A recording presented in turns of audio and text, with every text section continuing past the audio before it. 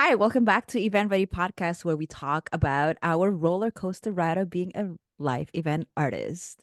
If you're a painter, calligrapher, or illustrator, this podcast is for you because we're about to uncover the secrets, the stories, and the struggles of the industry. I'm your host, Michelle. And this is Talisa. Let's spill the tea.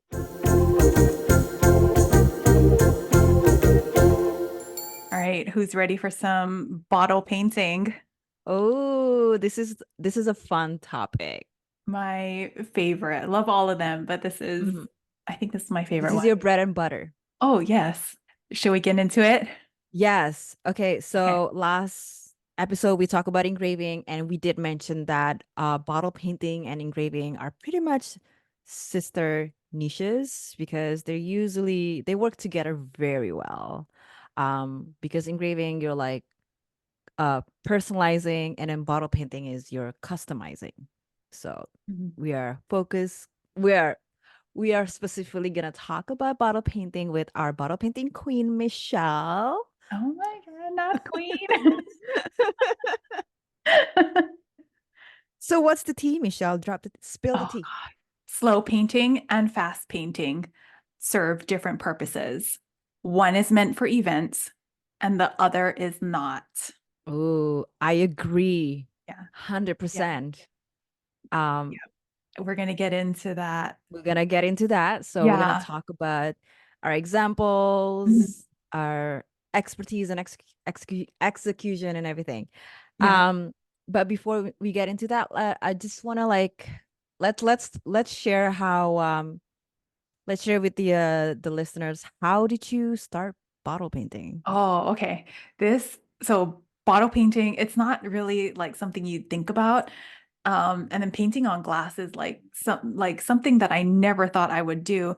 But back when I started doing calligraphy and engraving, you do calligraphy first and then you start engraving. And then somehow along the way you learn you're not supposed to engrave on a champagne bottle. So Mhm. because of that, I had to look for different ways to decorate it. I did get one of those pens and I started doing lettering and drawing some florals, but I wanted to do something more to it and I had the time. So I really wanted to paint on it. And I know that it was a skill that people have, but you didn't really see much people doing it. Like I knew it Mhm. existed, but not really in the calligraphy community at the time. And Mhm. so I was like, Talisa, you know how like you looked for a bunch of tools and Yeah. supplies and did a lot Mhm. of trial and error? I basically did the same thing, but with different types of paint. So Mhm. I got like tons of paint. I also had some recommendations. So I tried all of those and found one that I really, really liked. Mhm. And when I picked it, I didn't really know like why it works so well. And we'll get into, you guys already Yeah. probably already know my favorite paint, but Yeah. I picked it because it just stuck so well and I kept using it. It it was almost waterproof at some point. And I was Mhm. like, okay, this is the one I'm going to choose.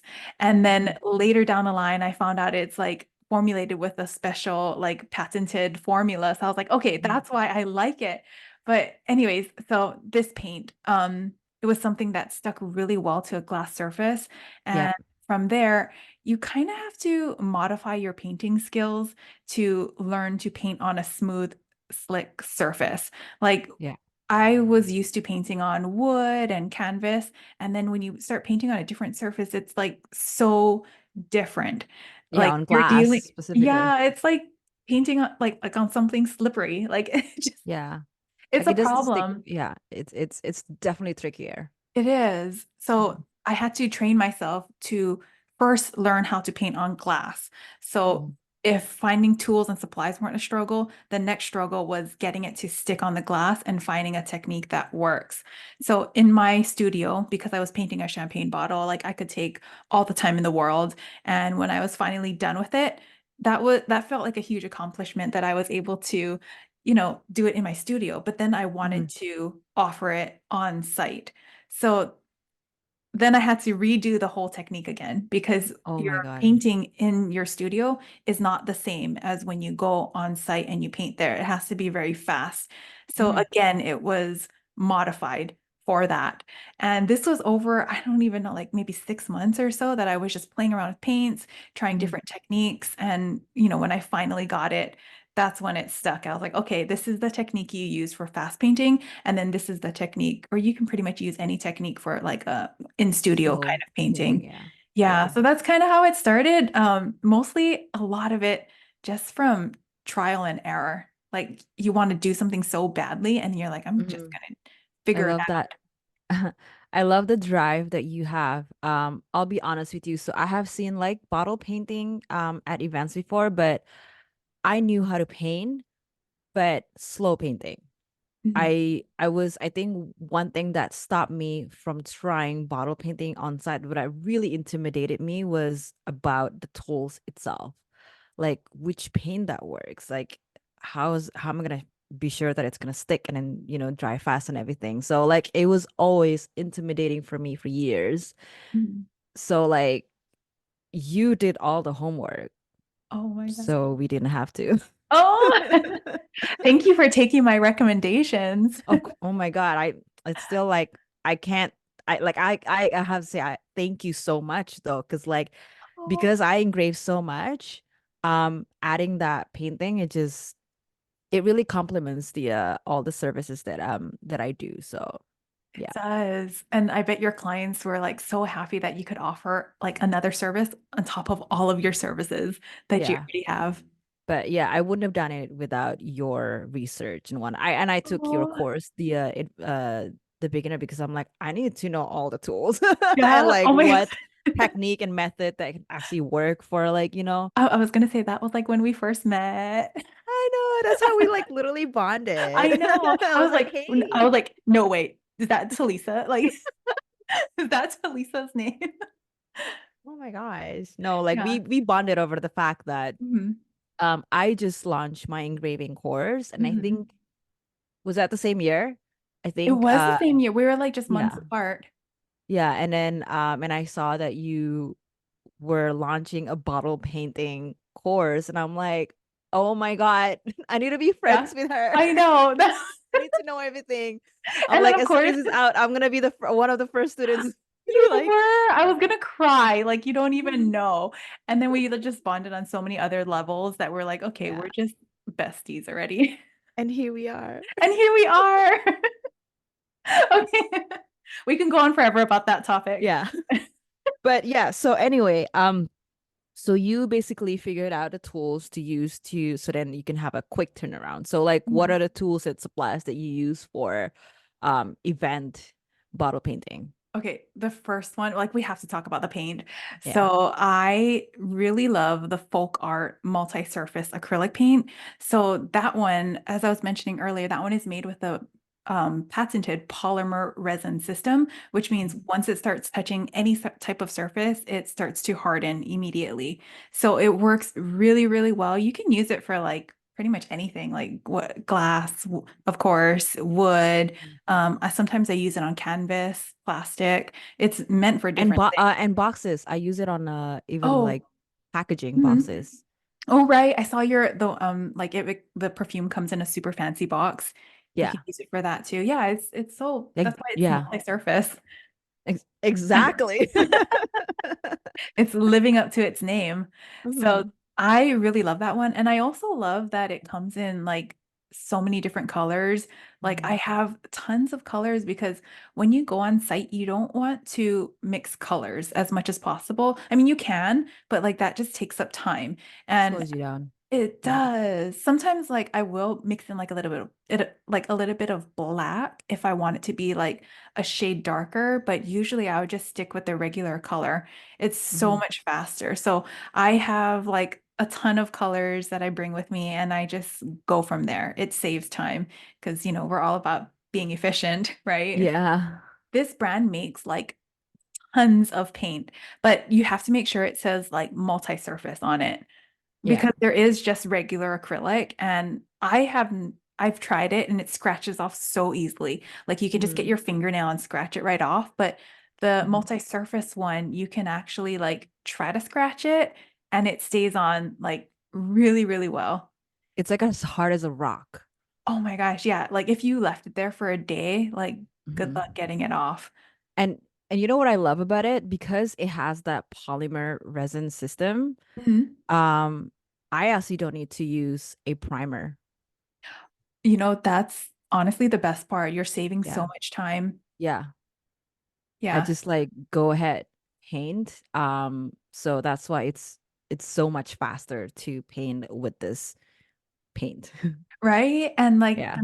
because you're able to just like touch down onto the surface with Mhm. paint not even primed, like it's nice Mhm. you can actually see it through the backside. Yeah, exactly. And that too, like, like you Yeah. don't have to add like white primer where like if you turn it around, Mhm. you don't see like white blobs.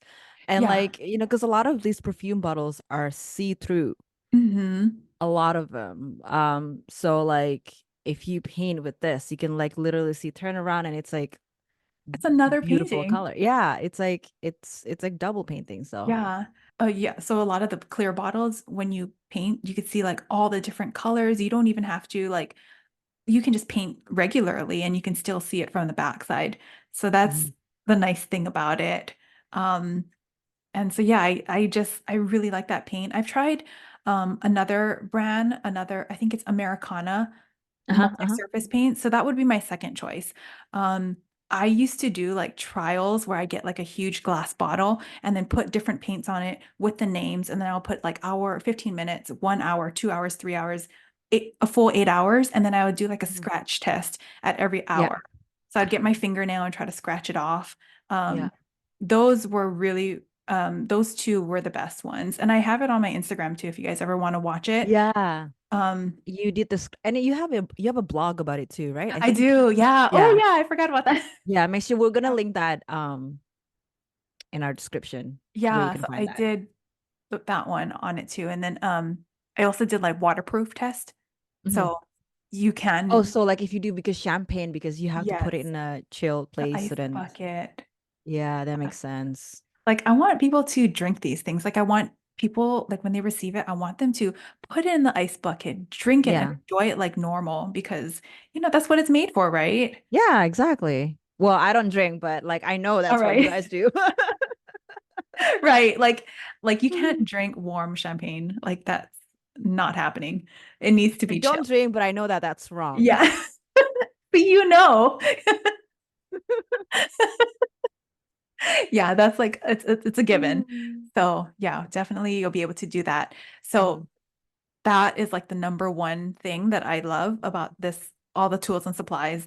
And And it's so then cheap.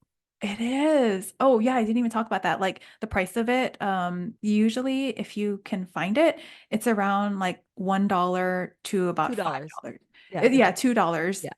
For Sometimes Canadian, it's $2 oh, it's something. $2. Okay. And Sometimes you it's get like like it, 150.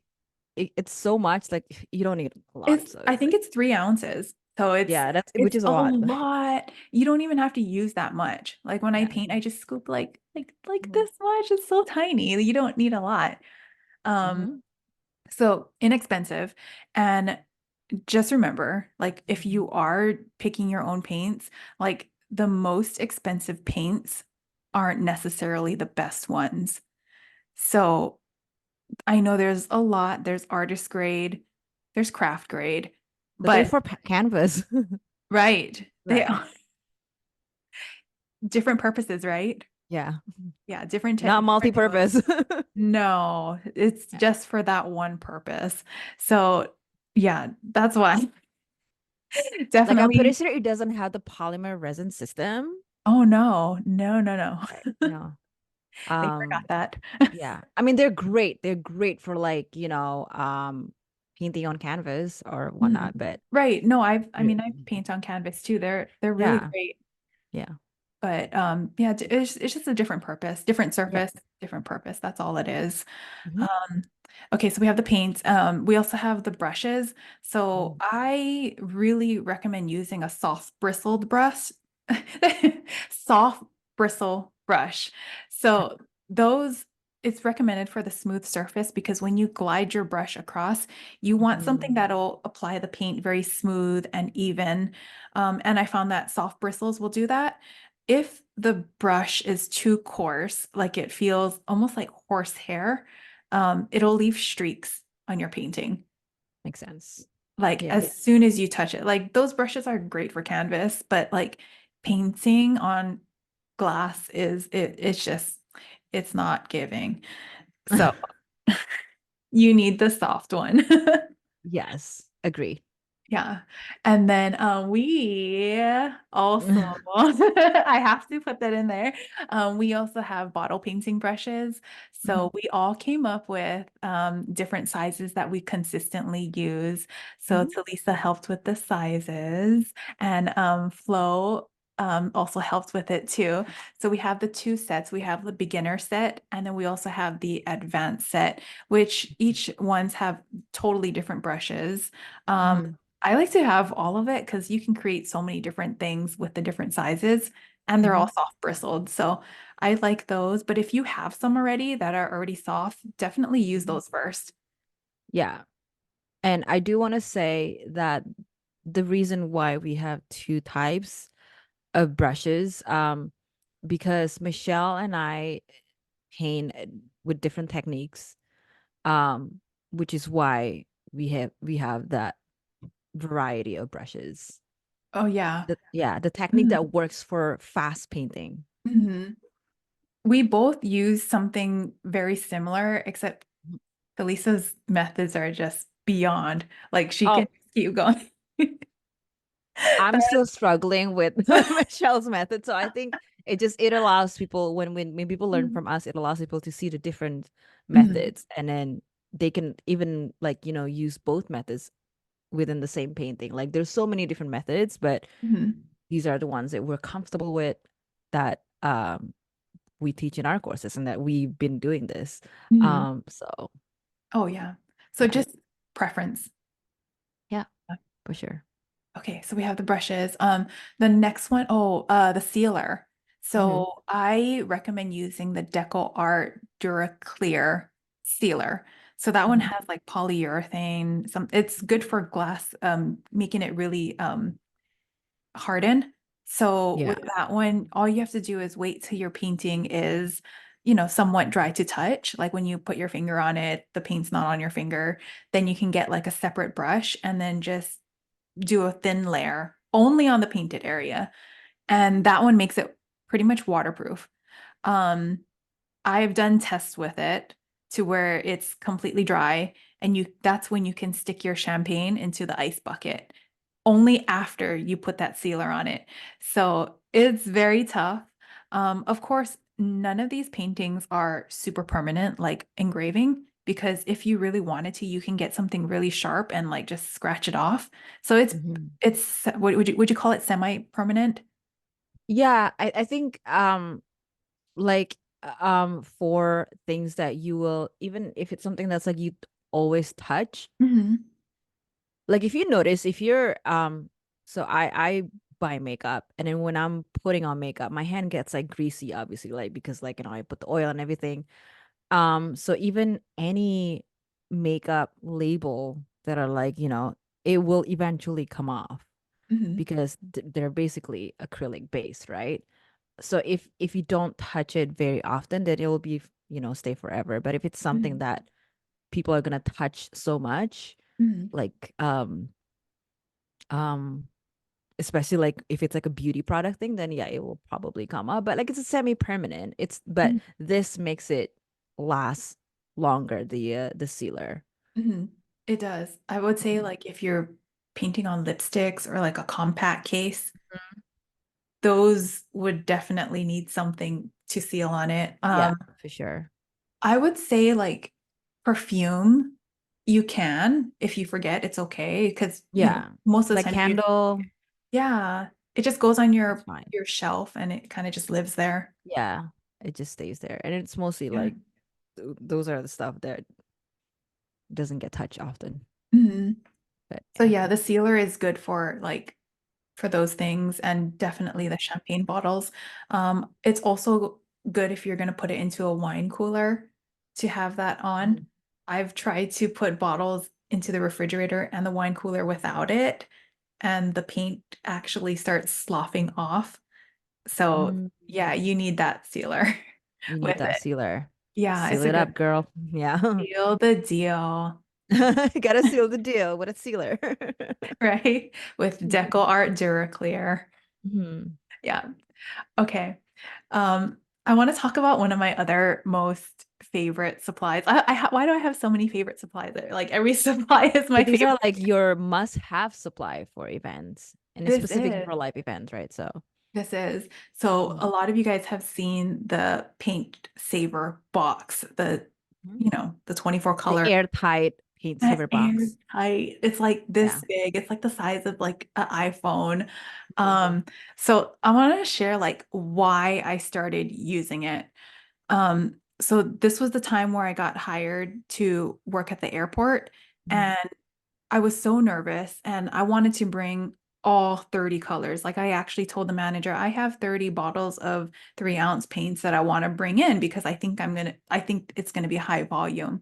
And she said, you might not be able to make it in through security.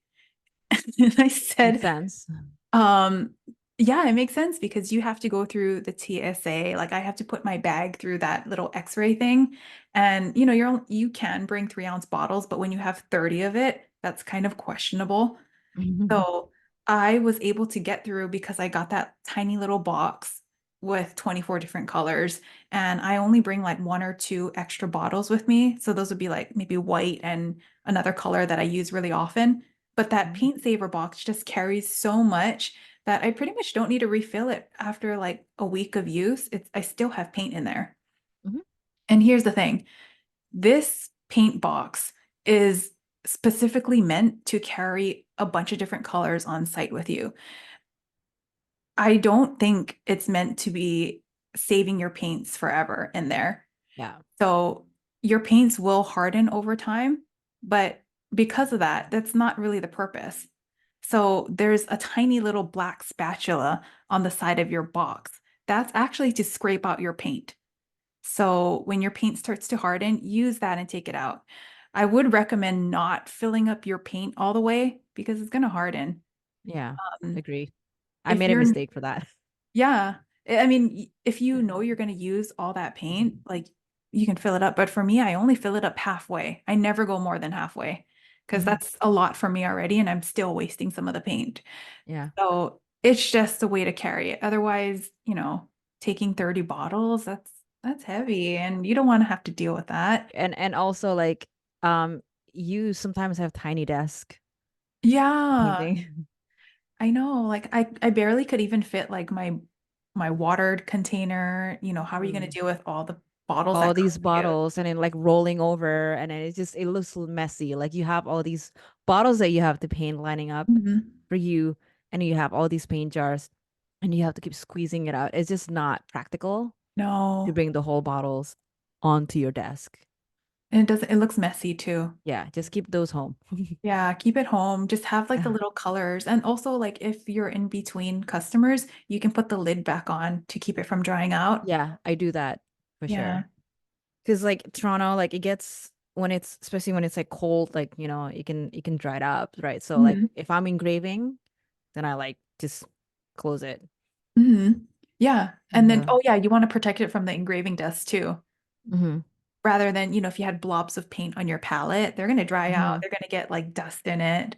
hmm Yeah, you don't want that. So it's just a tool that makes things more efficient, and it makes hmm your area look more like put together, less cluttered, Yeah, no, it looks more professional too, more right? professional. Yes. You want to look profesh, Oh, always. not a mess. No. Not a mess. Yeah. Yeah. So that's pretty much all of the supplies that I really Oh, like. and a palette. The palette. Yes. You can pretty much use anything, right? Like Yeah, pretty much anything. Any yeah. like even one of those like disposable palette works. Mhm. And yeah, Yeah, they have a ton of those. The disposable palettes are just like a piece of, I don't know, it's like a it's waterproof like a paper. paper. Yeah, Yeah, that basically. one. I Or like, also like I have palettes where like if it's super high volume, this is not recommended, but I will cover it with like cling wrap, hmm like the plastic wrap, and hmm then put it over my palette. Um, okay. I don't do that if I'm like in a department store. or Oh, somewhere okay. where it's like, just one bottle here and there. Um, if I'm doing like a ton of paintings, I will cover it because sometimes it just gets so messy. Oh, I don't clean my palette.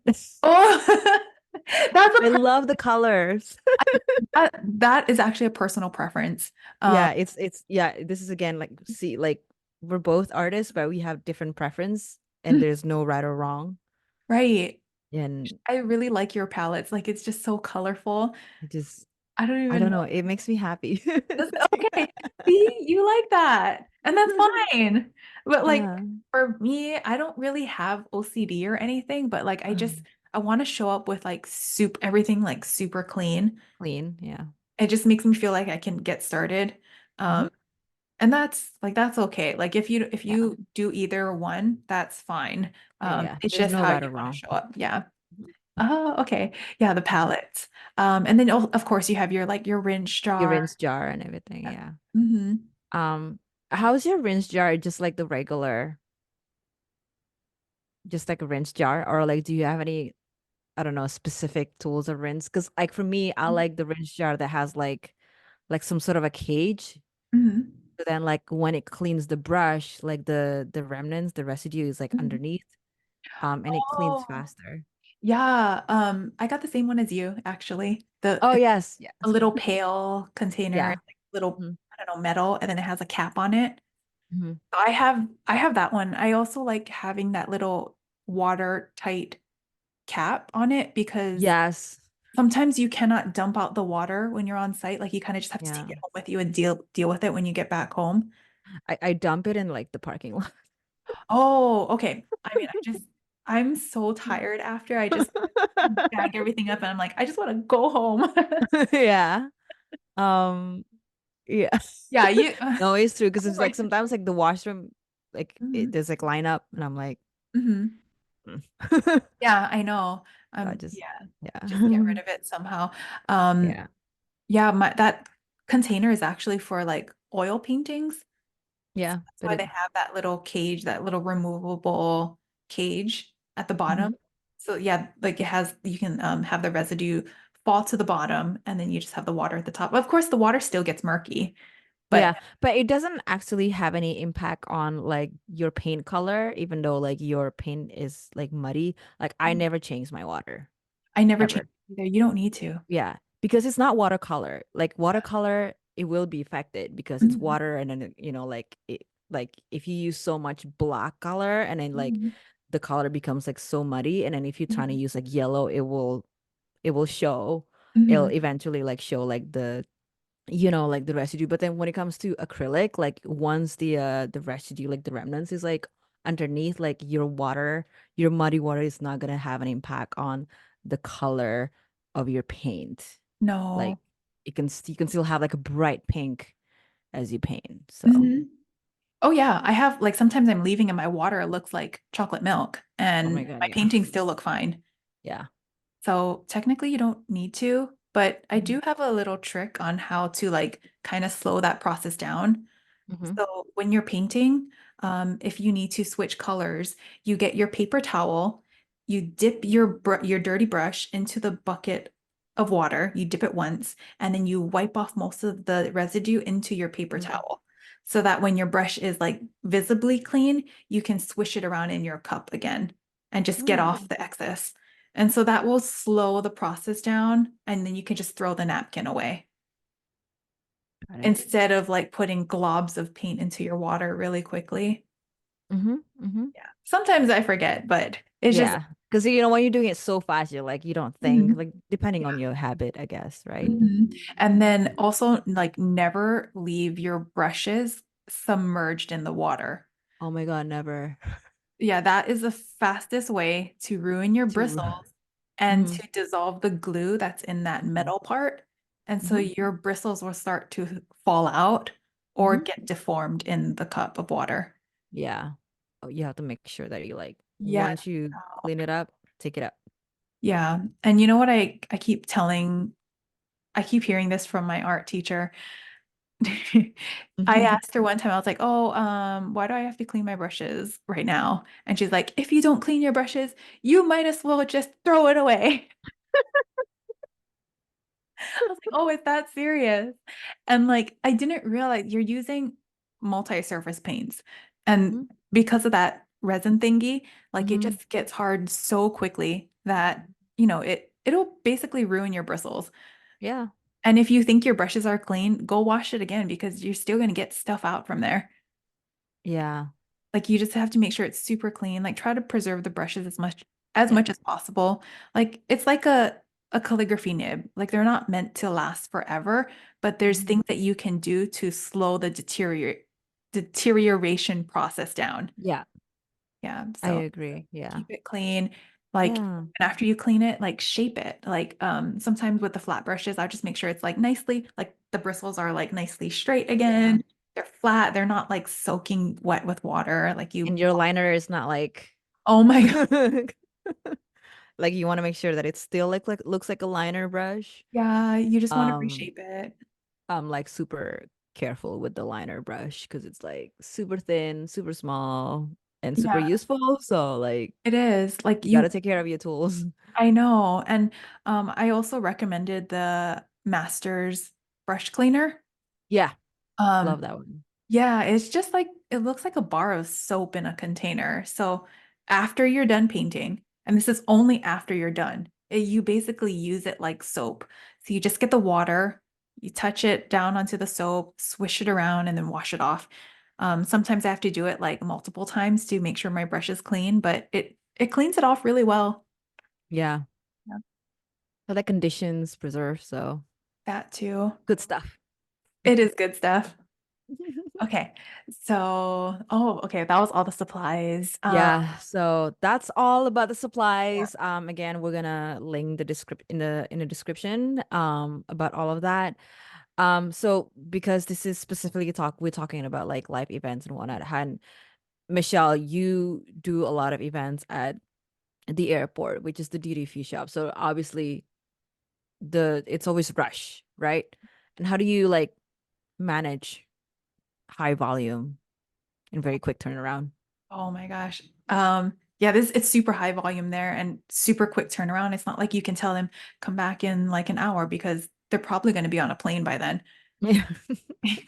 You tell me, gonna we miss my flight? From my painting. Yeah, so you have to make sure it's really, really fast. And before you even go on site, just make sure whatever painting you can do, like practice it. Make sure that you can do it within X amount of time so that when you go on site, you can tell them, like, hey, I can do this painting for you, but it's going to take 10 minutes. Are you okay with that? So then you have that set amount of time, you can do it in that time. And then you also give that expectation to the client. So they know, like, hey, okay, do I have time or do I not have time? Hmm. They Hmm. need to understand the expectations, and so does the sales associates.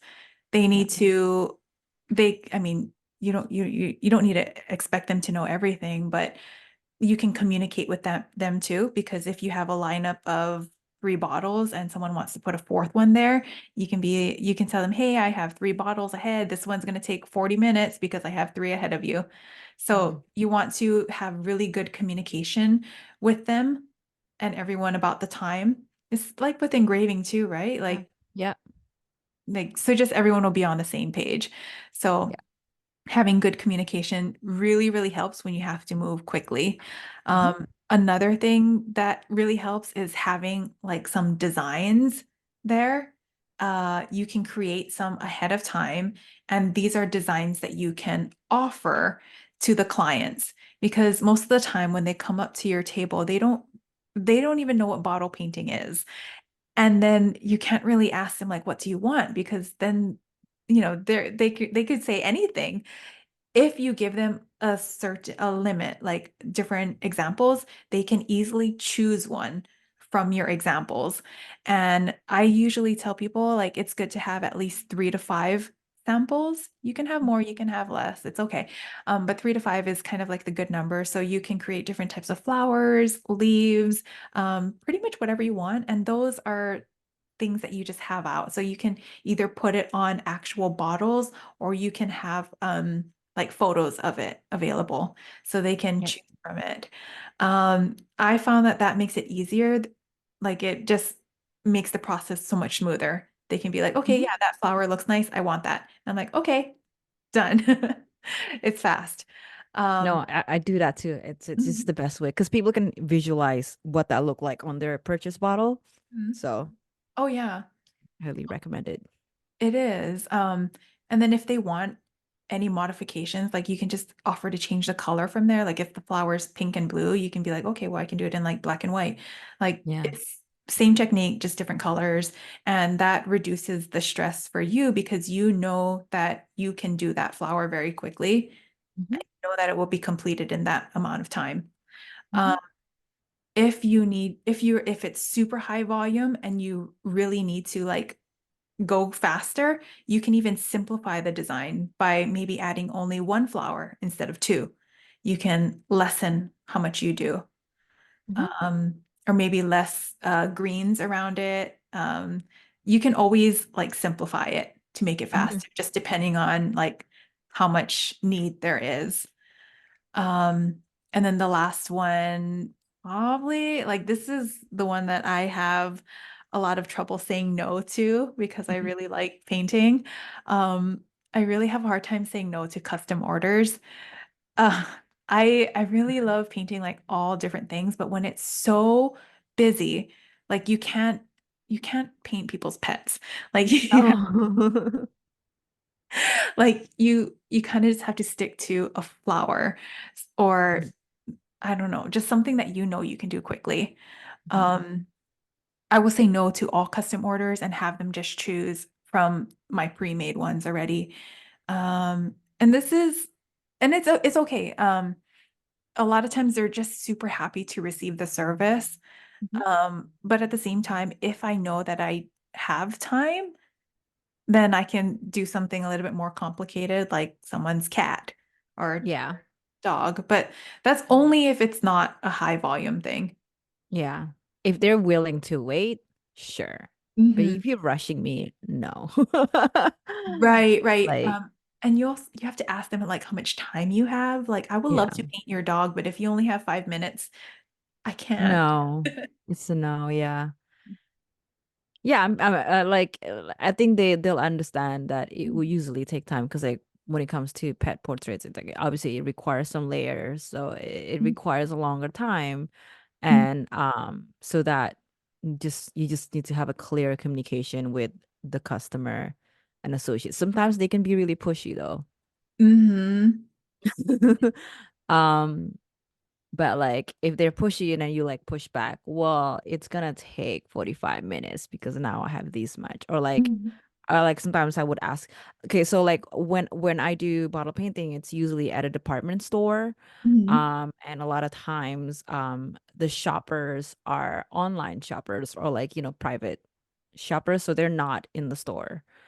So they would tell me like this is no rush at all. I can pick it up before my shift ends. Mhm. Um, so I would basically do those detailed painting at the same time while simultaneously working on the faster painting. So Ah. like you could do that, but only if you know that you have the capacity, Mhm. if the customer also have the time capacity. Right. So you're really managing your time and like Yeah. whatever downtime you have, you kind of just fill it in with like, okay, I got to finish this Yeah. cat. Yeah. So at least you're always gonna Yeah. look busy. Like, Mhm. like because department store isn't always, busy like Right. DFS and whatnot. Sometimes it's like not that busy. So like I can take those complicated order Mhm. and but I have to make sure that I have the time because sometimes these online orders they don't pick it up on the same day, like they'll pick it up later. They're gonna mail it out or something, right? So Mhm. that's okay. But Yeah. It's not like we get 30 minutes of free downtime. It's no. always pockets of downtime. Yeah, it's pockets of like 5 minutes here, 5 minutes there. So Mhm. it's like I probably do like maybe one portrait painting a day. Mhm. But then other than that, if it's like close to the end time, but I'm like, I'm not taking that anymore. It just you'll know it when you'll know how to like manage. Yeah, Mhm. because then you start to know yourself and how quickly you can complete painting. Yeah. And I don't post any of my complicated painting in my, my lookbook because Mhm. I don't want to encourage people Right, um to have that. Like the ones that I show are the ones that are like fast to paint. right. It, yeah, you don't want to advertise your super complicated one because everyone Yeah. might want it. Everyone's gonna want it. Yeah. Oh my gosh, that reminds me. Things to avoid when painting. Like what type of painting to avoid. Right. No, I don't do any logos. Yeah. Um, Copyright. the copyright Yeah. issue, Yeah. I don't want to get in trouble for that. And then I also don't do copyright characters, Mm-hmm. right? 100%. Like any Disney stuff, Yeah. Marvel, like none of those. Um, Yeah. you don't want to get in trouble. You don't want to get the brand in trouble. And Yeah. it's just safer to stay away from all of those. Yep. Um, we've heard Agree. stories of people like Getting sued. brands stopping the painting because Hmm. someone did one of those. And Hmm. yeah, I just want to avoid it. I mean, the only logo that I've ever done, it's like if they own that company, like If it's it's their own stuff, like, there. Yeah.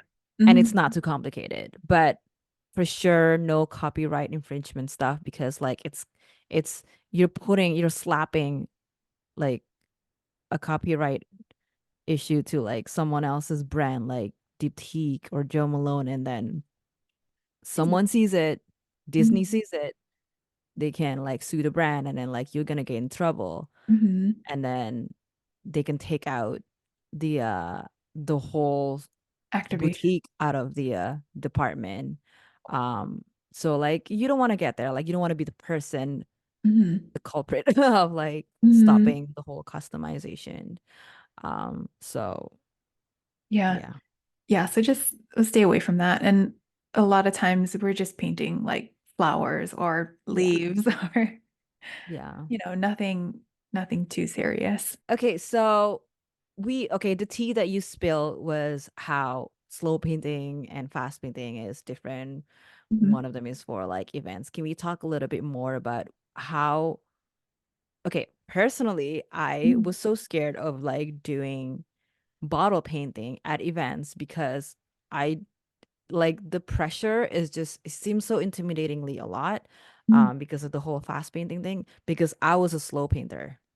I'm Mhm. like the kind of person who like layers upon layers Mhm. and whatnot. So let's talk about the difference of those and how like is it transferable for anyone who's a slow painter picking up fast painting? Like, Yeah. Here's the thing. You can use both techniques on a bottle. mhm, However, you cannot use slow painting on site. yeah. It just doesn't work because all the layers take time to dry. And even if you're putting it on, like the process of doing it just takes a while. And so I usually reserve that for in studio painting. Like I can Mhm. get super complicated if I'm doing something in my studio. I'm just at home. Like you can take however long you want. But when you go on site, you want it to be very fast and very efficient. So fast painting is basically just getting the two colors on your brush and creating different shapes with it. So that's what I consider fast painting. You want it to be like minimal amount of mixing or almost no mixing at all. Um, Yeah. and then we talked about this earlier, when you do that, you can see colors from the opposite side because you don't need a base coat. Hmm. Um, and then the minimal strokes allow for it to dry super quickly because you're basically putting one, maybe two coats, and that dries in like 5 minutes, 5 or 10 minutes. So it's very, very fast. Um, and like you want to make sure that whatever you do on site is efficient on both ends, on both creating it and drying, because you need to put that bottle back into the box immediately after. Like you can't send them holding the bottle. It needs to go back in the box. Yeah. So even if you're able to create a painting in 15 minutes, it still has to dry. And Yeah. the technique for fast painting makes it easy to do all of that. Mhm. So I do think like maybe if you had more time on site, you can use the slow painting technique. Like I've done it. Um, Slow painting for me is like pet portraits, Yeah. or I even did like a bird. Like those, like that is when we would use those pockets of free time to Mhm. create it. But as far as like offering it to the client on like a regular basis, like it might not be feasible. Yeah, and it's really all just about like the brush manipulation and how you like the technique, how you apply the paint with the brush onto the surface that makes the fast and slow painting works. Like, and I love how you mentioned about like the layering, the coating, like you're minimizing that, but then still make your work believable that this is a bottle painting, that this is supposed to look like what it's supposed to look like, Mhm. as opposed to just like random strokes. So those are the stuff that like it's something that like you kind of have to learn. Like I had to switch from slow painting to fast painting, and like it was like it took a while to like to Mhm. learn different methods, and but it's definitely doable if you're transitioning from slow painter to fast painter. Mhm. Actually, that works really well because you went from slow painting, so you understand like the colors, you understand shapes, Mhm. and all you had to Yeah, do was, kind of modify changing the that. method. Pretty much, that's all it is. Yeah. You can even use almost the same brushes to create shapes. It's just shapes and colors. That's all you're doing. Values and like learn Mhm. knowing like color theory and whatnot. Mhm. So like yeah, those are the stuff that you need to learn.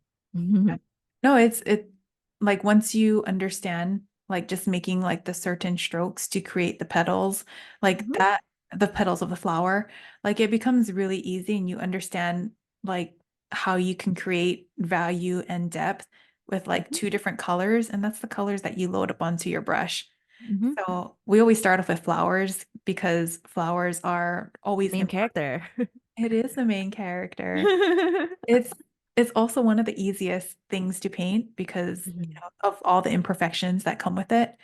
So it's a great place to start. Just offer flowers or something, anything botanical. So like Yeah. leaves, um, anything naturey works And really. and like all these like fragrance products are made of these flowers anyway, so Yeah. it just makes sense. So I usually go with like when someone does not know what they want, I look at like what scent is this? Because it's Mhm. usually like what jasmine, peony, like Yeah. rose, Uh-huh. wood, like it's always the same thing.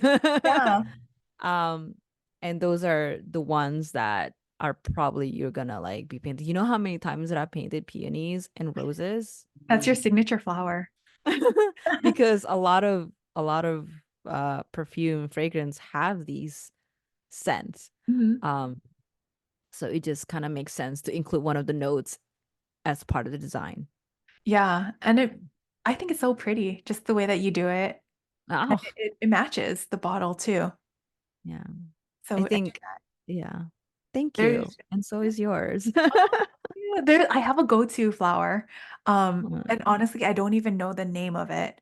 Uh-huh. It kind of just started because I was trying to create a peony, and then I started using black and white instead. And then Mhm. it turned into this like fluffy, almost 3D looking flower with black and white. Mhm.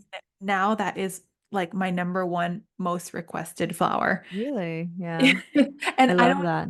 maybe it looks like a Cosmo, like I don't even know what it is, but everybody just loves it. So Everybody just love what they like to see. And I think honestly, there's so so. many different kinds of flowers, but they Mhm. all have the same sort of foundational shape.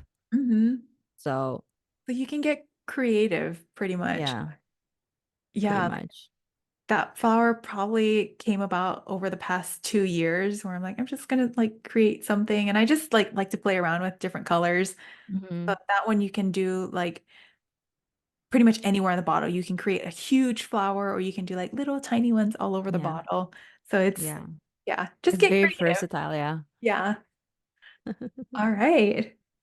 Okay, so I think you post some the AMA question sticker on your Instagram, Oh, and yeah. a lot of people had questions about bottle painting. So we're gonna cover those questions, and Okay. Michelle, you're gonna answer those Yeah. questions. And we're so the first question is, do you need to be good at drawing?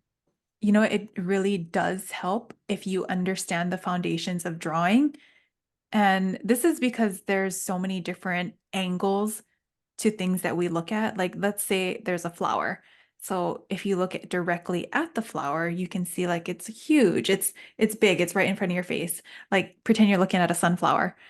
But then there's other views where the sunflower face is facing upwards. So then all the petals start going up. And you need to know like how the petals fall and which the directions of the way that they move. So it really does help if you have a little understanding in drawing. Um, so Lisa, I know you took like you are an avid drawer. Um, Yeah, what would you say about painting and I drawing? think I think being able to draw makes you more versatile than like copying your teacher's painting. Definitely is important to know how to draw because it allows you to paint pretty much anything. Because like when you know how to draw, you see everything as shapes. So so say when you're like getting um requested some random flower that you don't even know what it's called, and you have to look it up like what it Mhm. actually looks like, and you have to translate that into a painting on a Mhm. bottle. But you can read and you can study that flower right away based on how you know how to draw. Like this is how Mhm. you translate it. And so then Oh, you will know how to like manipulate your brush in order to make it look like that painting. And that happens to me a lot. Like mhm. I work with this brand where they always come up with like new scents every season. Mhm. And then I'm like, I'm learning like new flowers every single time they're doing like events. So like I have to look at it, and then like like just kind of look at it the way as if it was like a shape, and I know Mhm. which brush that will work for me to create that shape. Uh-huh. So I think it definitely helps. And I think when you're doing bottle painting, you're kind of expected to know pretty much paint anything really quickly. So yeah, I think it really does help. It does help. Yeah. I like that that you mentioned shapes because Hmm. pretty much everything that we paint has shapes in it.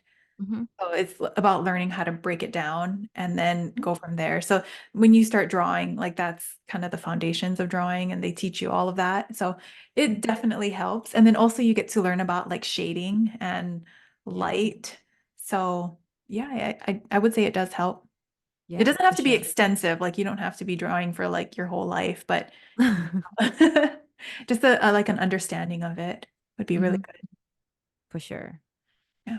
So, is there any prep that you do before you start painting the bottle? Yeah. So this prep is it's very quick, but it's important that you do this. So perfume is made with a bunch of different oils in it, and sometimes those oils will leak out from the bottle. And that oil collects dust and dirt, and there could also be fingerprints on the bottle. Mm-hmm. So when you receive a bottle, even though it looks clean, like you should still just wipe it down really quickly. And I just use a cotton pad, and then just put some alcohol on it and just quickly wipe it down. This take about 10 seconds. You're just removing all that residue so that the paint can stick really well to it. And Yeah. that's the only thing that I do.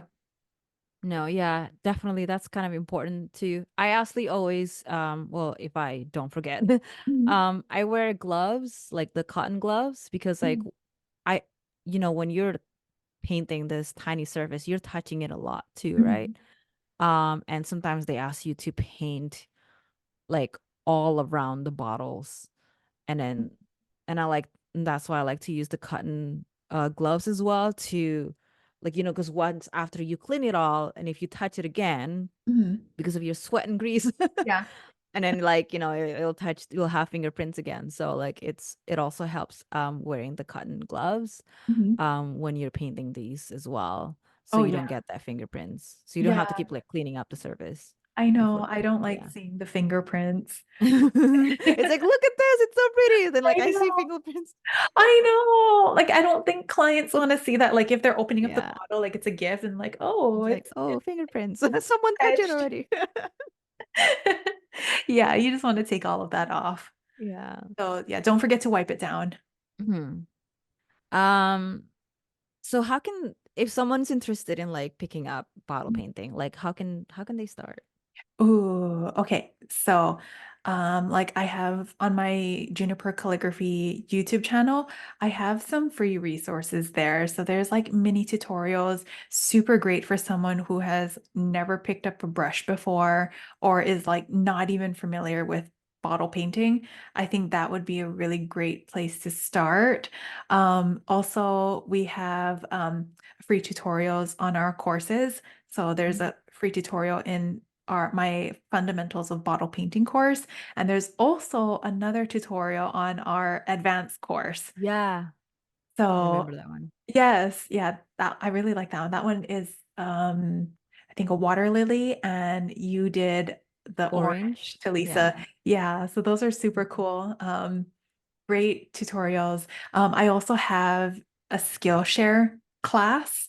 um, this one, I have to say, I would just use it to get familiar with the tools and the technique of applying the paint. But what I teach in that class is meant for slow painting. So it's not really meant for on-site, but it's there if you ever want to learn. Hmm. And Kind of then like of course relax. it Mhm. is like relaxing painting, like more so for like gifting or just a hobby kind of painting. I don't do that. The Skillshare course, I don't do that on site. Um, we also have our classes. Yeah. Yes. So I have fundamentals of bottle painting. That is the beginner's course. And then Talisa and I also teach the advanced course together. Mhm. So that course, the beginner's course, I want to say right now, there's over like 30 hours on it. Um, it's a extensive course and you get to learn a lot in it. So if you ever want to like get more information, really get into this, like that would be like the next step. Mhm. But yeah, lots of Yeah, resources. and yeah, it's a lot of resources Mhm. out there like Michelle is giving. And I that's something that I wish we had before. So like, and it's lifetime access too. So Yes, you can always go back. you can always go back if you don't have enough time to cover, one or two, three modules, you can go back whenever you need it. Mhm. Yeah. Um, so question, did you Mhm. know how to paint when you started bottle painting? Um, it wasn't like what it looked like today. It was it was a little bit embarrassing, but like I love playing around with paints. I actually started juniper calligraphy, painting on little wooden ornaments. Mhm. So that's where I was kind of playing around with paints. It wasn't cute or anything, but it was like a start. So I kind of knew how, but when you start to bottle paint, your whole technique needs to change. So having some sort of knowledge of painting, I want to say it kind of did help me, but I modified everything for bottle Mhm. painting. So it's kind of like what all artists go through. Like when you start off, you're not the best at Yeah. it. And that is 100% normal. Like when you do calligraphy, it doesn't look like what it looks like today. You just it's a learning process, right? You all start off from somewhere and you have to go through that ugly phase first to get to where you want to be. And we all go through that. I look Yeah. at some of my old bottle painting and I'm like, this is embarrassing. But it's where you come from and it's okay. Yeah. And it's like the same thing with like calligraphy, like you're not required to have nice handwriting to pick Mhm. up calligraphy, right? It changes over time. Like your painting, it will evolve, and then you just have to start. And you have to start and you have to be consistent, like practice consistently. Like, so how long does it take for you to, do you think a person needs to learn the skill? If Oh, someone is like right. beginner. hmm If you want to start painting, that depends how much you practice. So Yeah. It's with not about how long it is, yeah, it's how I much. couldn't tell you a time. Like I want to say to where I got now, like it's been years, like just of Mhm. practicing a little bit every single day. Mhm. So I want to say at least like if you're able to put in at least 15 minutes a day, 15 minutes a day, that's like 91 hours a year. That's Mhm. enough to learn like a whole skill. Like, It's probably gonna be more because once you get into it, you're like, oh, I want to do yeah. more. Right, right. And then you're like, Right. oh, I'm gonna like learn how to do this and this and this. And Yeah. like you Because just keep going. preparing like the paint, putting the jar and then getting Mhm. your stuff, getting all your mood ready, getting your Yeah, candle ready, that takes time too, right? So, yeah, so you want to make sure that, but like consistency yeah. is It is always consistency. And the then key. like it also helps if you like it too, because then you Mhm. want to paint. Sometimes for me, I'm like, I'm just gonna put this out for like 10 minutes because I have to go to bed. And then I don't know how it becomes like 1 a.m. sometimes, and I'm still painting. So, like, if you enjoy it, you'll naturally just want to continue painting and doing it. Like, Mhm. it doesn't feel forced. Like, you're not in chemistry class where you're forced to study for this test. Like, this is Mhm. like, it's leisurely. It's supposed to be like fun when you practice and Yeah. do it and Yeah. find techniques for yourself. Like, Exactly. I feel like I'm still learning today. I Like, think we're all learners we are, like, forever. there's no cap to this. Like, yeah, I'm better than I was 2 years ago, but then I feel like I could still get even better from here. Hmm. Yeah, there's like it's limitless. It's a never-ending journey. And like what's really important is that like don't practice just because you have an event coming up. Like don't do that. Mhm. Because you're not getting yourself used to it. Like your muscle memory is not fully developed. You're going back to the start. Mhm. Unless you have event every day. But like if you're only practicing, oh, because I agreed to this booking, then like That's that's too late. not, yeah, that's too late. Yeah. There's no way you can practice the night before if that's Yeah. your first time practicing. Yeah. And that goes back to what we talked about before, that brands can always tell. They can tell a good painting from a bad painting. Hmm. And you just know for yourself, like you didn't spend enough time on it. Yeah. And And it's just a risk, right? If you're Mhm. like it's a professional thing, like so make sure you treat it as like it's a professional job. You have to keep training yourself and take your time to invest your time to keep practicing, and it doesn't hurt. Yeah, you're representing yourself as an artist and you're Hmm. also representing the brand that you're working with. So Hmm. there's a lot there. Like everything that we do, we want to make sure that it's top notch. It looks good and at least it makes Exactly. us happy. So, Yeah. yeah.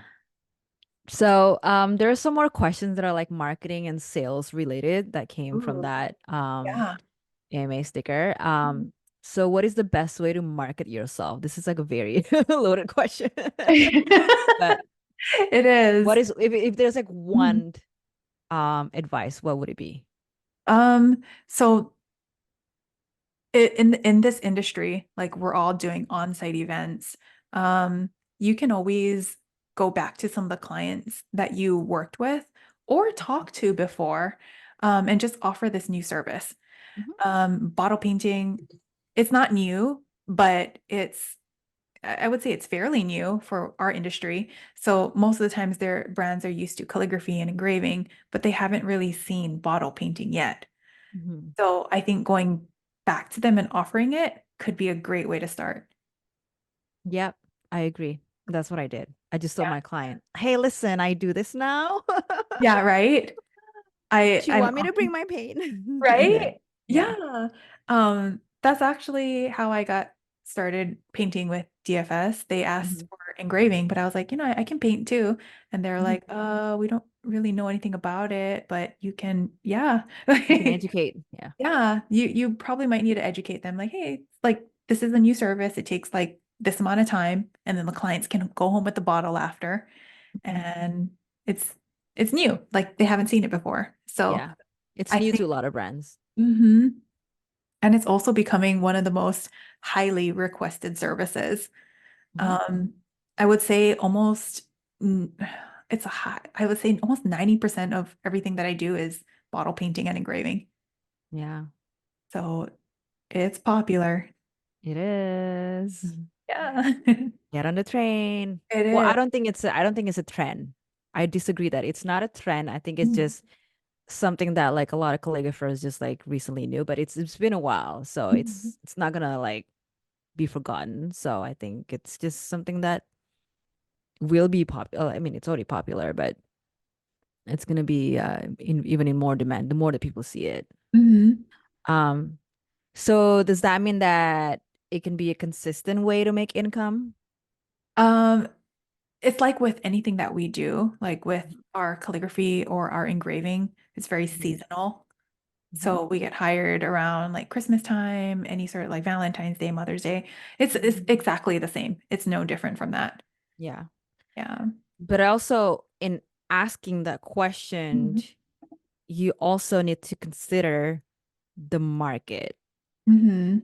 Like, I don't want to like give like a false hope that like if you're in a small town, a city, there's no malls, there's no like these brands around, then I don't want to say like, yeah, you can totally make income. I'm sure you could, like, Mhm. with like like local maybe consumers, but when it comes to events, it is an additional service. Mhm. Um, but whether it's consistent or not, that really depending on the where you are in the market. That too. Yeah. I think it could kind of be reflected on like how much you're working already, Mm-hmm.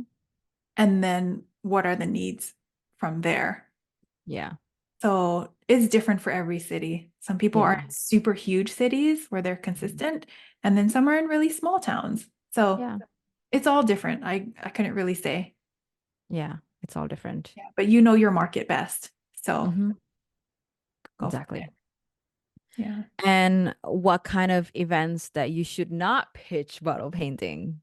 Oh, I love painting. I just want to paint everything and time, but like, I mean, I guess if there had to be an event that you wouldn't necessarily offer painting at, I would say the super, super high volume ones, like influencer events where there's like 200 plus people.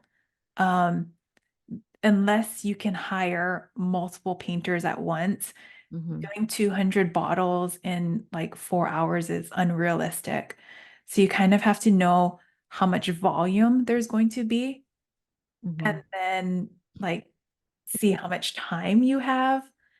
Um, I never really do influencer events, but I was just thinking like, if you had to paint all of those, that not everyone is going to get one. Yeah, it would have to be like a first come, first serve base. Pretty much. But usually most of these like PR media events where there's high volume, Mhm. a lot of times I'm only doing calligraphy or just engraving. Yeah. But I don't think I mean I've done painting, bottle painting, but like the volume was like not high. It was pretty low. It was Mhm. manageable because I always ask like how many people are you expecting, right? Right. So Yeah, if it's like a 20-person PR event, like yeah, that's then totally like doable. let's do it. Let's do it. But yeah, Let's when do you're it. reaching Wow. those high volumes, like it's unrealistic, Yeah. even if you had multiple painters there. And Yeah. at that point, people are just doing calligraphy or engraving. Yeah. Yeah. Then like they probably consider like is there value to it? I mean sometimes you could again like it Mhm. just that's their ROI.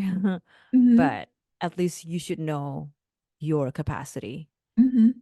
It's Um, doable, like pretty, I feel like anything's doable. yeah. And there's ways to make it work, but Hmm. what's it gonna with higher cost? money Pretty much. at the higher cost.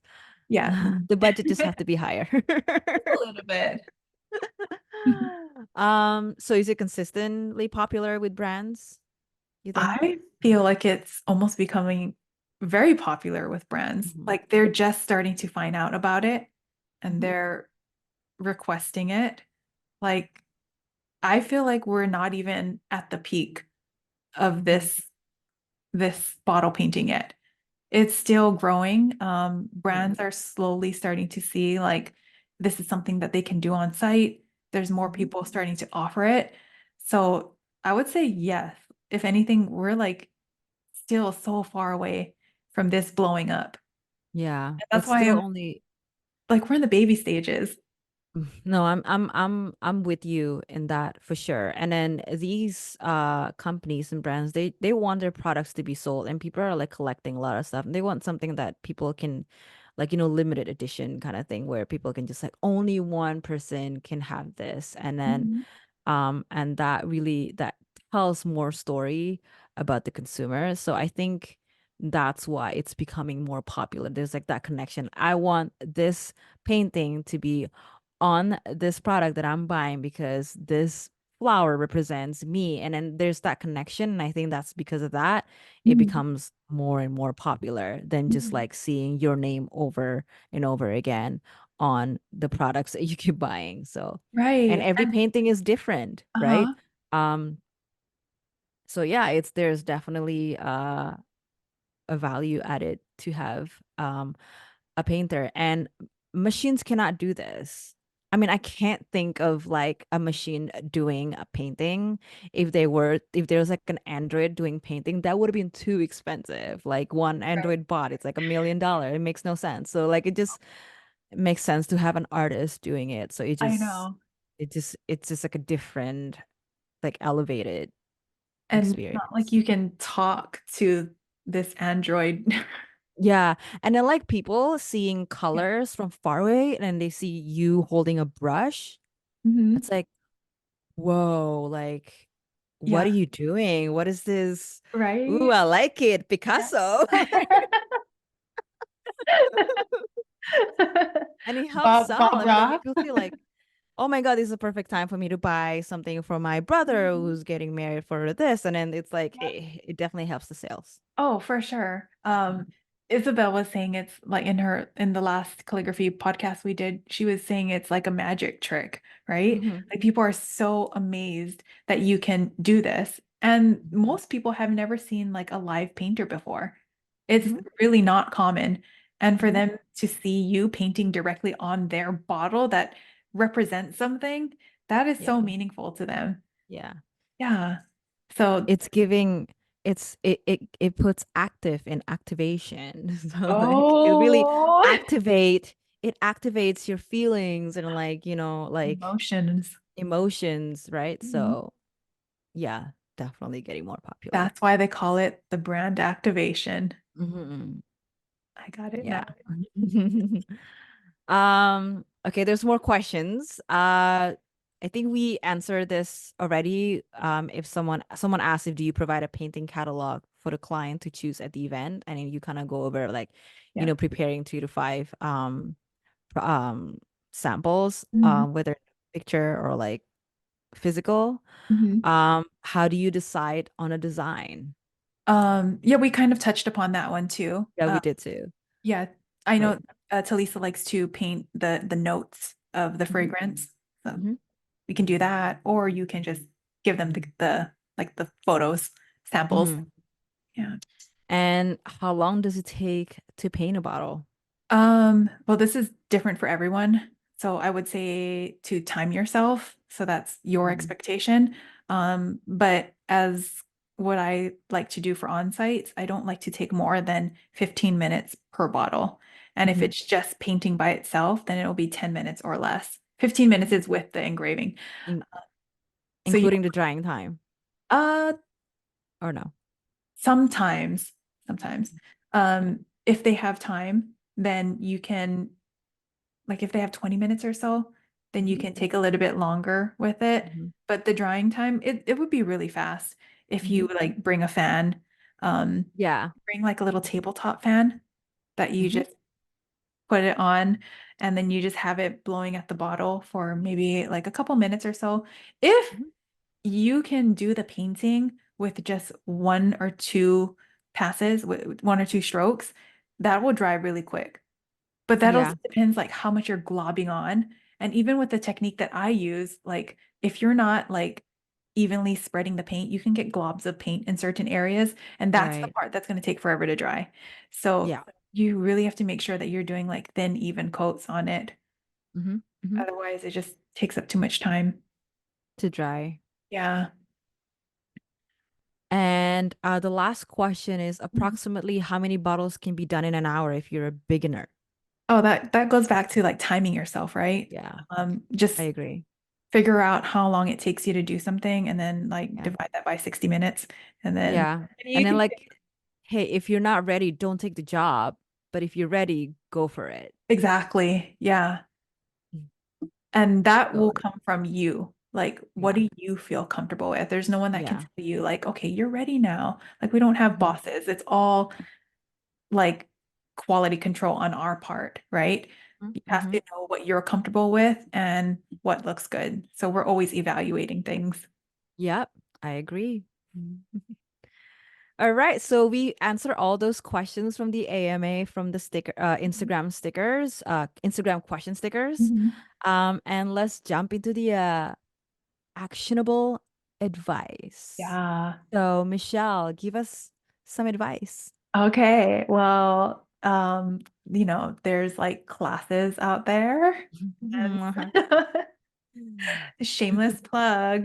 The fundamentals of bottle painting class is what I created for beginner painters, beginner bottle painters. We go super slow in that class. So in the beginning, like if you've never even held a paintbrush before, I give you my tips on like how I like to hold it, what is comfortable and what is best for applying the paint. And then we go into like applying the paint because sometimes it's like it looks easy, but picking up a certain ratio of paint and then spreading it out on the surface, it can be challenging. So we go through that and then we go into like creating different flowers, composition techniques. Um, I even have a Discord chat group. So if you need immediate help or, within reason, we can all chime in and help you from there. And like Talisa was saying, it is lifetime access. So in case Hmm. you ever wanted to go back in there and rewatch something, you can do that too. Hmm. And then Talisa and I also teach the fundamentals of bottle painting advanced course. So that one you can learn Talisa's methods, and you can learn her famous peony and rose techniques.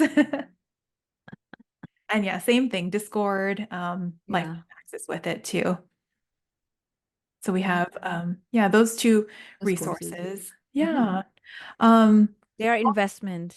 investments for your time. And, like we were saying before, like I did a ton of trial and error to figure out the method, to figure out the tools, supplies, and, just all things live events. And that's something that is all in the course.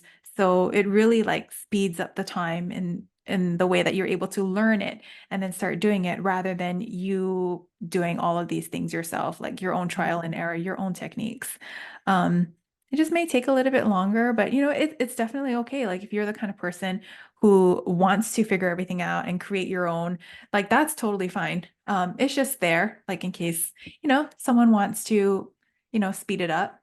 So Hmm. investment. Hmm. Yeah. I agree.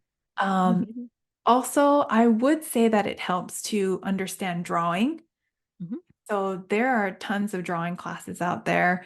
Um, like Talisa was saying, that one will help you figure out shapes. It'll help you figure out like movement for whatever you're trying to do. So overall, it does help. There's a lot of resources on YouTube also. Hmm. And So then, many free resources, yeah, endless resources. endless for drawing. Yeah, you want to draw Yeah. flowers. There's tons of resources. Hmm. So there's that. And then the last thing, this is one thing that I really struggled with in the beginning, and one thing that can be tricky if you're not used to painting at all. And that is applying a thin, even layer of paint onto the glass. So I would start by practicing with just gliding the brush with some paint along the surface of your bottle. And then also try using your pinky to like stabilize your hand so Mhm. that you can just glide it across. And like with anything, you want to have a light touch for it. So light touch for calligraphy, light touch for engraving. Everything is very like delicate. You don't Mhm. want to have like the death grip with the paintbrush. Yeah. Yeah, none of that here.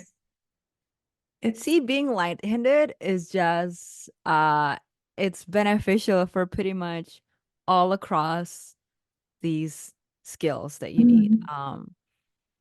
And I think and it just makes sense because like when it comes to painting, it just requires some that delicate movement. Sometimes, you have to create like, those the stems and whatnot. Mhm. But yeah, I agree. If you can use the liner brush pen, not brush pen, sorry, the liner brush and then Uh, create that light thin stroke event, yeah. that's probably helpful. It is just start making lines on your Mhm. bottle. Just start making little brush strokes here and there. And Yeah. when you do that, evaluate it. Make sure it's very smooth. You don't have any Hmm. globs of paint on either ends Hmm. or tons of streaks. You're gonna have a little bit of streaks, but the more that you do it, the more that it'll start blending in together. Yeah. Yeah. So It's that like way your drills. That's it your is like drill. your drills. Yeah, just make some start. Mhm. Get any glass bottle you have at home and just start practicing. Just get started. That's it. Yeah. Yeah. Yeah. Just start and just be consistent about it. Just like Yeah. literally with any skills. Mhm. Yeah, so we cover pretty much everything that you want to know about bottle painting. Thank you again for listening to our episode on bottle painting. And don't forget that we have Instagram, Event Ready Pod. So make sure that you listened. I'm sorry, make sure that you follow and give us some feedback. Let us know in the comment or even on YouTube. Rate us and then hopefully you learn something new. Let us know that what something new that you learn about it and share us your like bottle painting experience in the comment Mhm. section. We'd love to hear your experience and whatnot, your curiosity, your questions. Mhm. We're gonna welcome that, and maybe we can Yeah. have more episodes that will answer your questions. Yeah. So Good or bad stories, anything. anything, and we won't judge. So like yeah, and so next episode we're actually going to have Isabel back with us. We're gonna talk about illustration. This is gonna be a fun topic. So that's why we want to have Isabel back because he's been doing a lot more illustration events lately in Vancouver. Mhm. And yeah, we're gonna be learning a lot from her. Oh, I'm so excited for that one. Mhm. Yeah. Okay. All right. Well, thanks again. We'll see you next time. Bye. Bye.